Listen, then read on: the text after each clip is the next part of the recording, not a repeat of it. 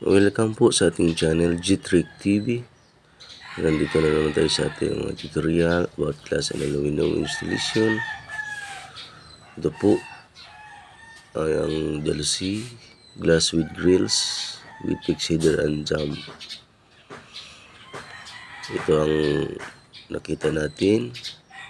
May tatlong seats na apatan po.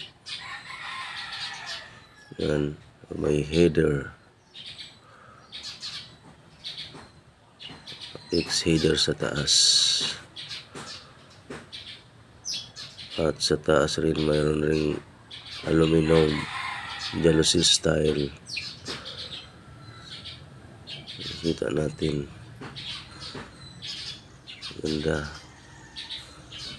May round tube po yan na aluminum na 3/4 saka 12 mm steel bar. Ito po ang tatluhan. Yan. Saka ito tatlong seats rin na tatluhan na may fixed header. 12 blades po na jalousie. Yan. Nasa 450 pong square foot ito. Kasama ng rails, kasama ng labor. Itong nasa CR po ay ang mga awning window. Bali ang lahat-lahat po nito ay 135,000, pero binigay namin ng less na 120 po kasi dito po yan sa may charge na multipurpose building.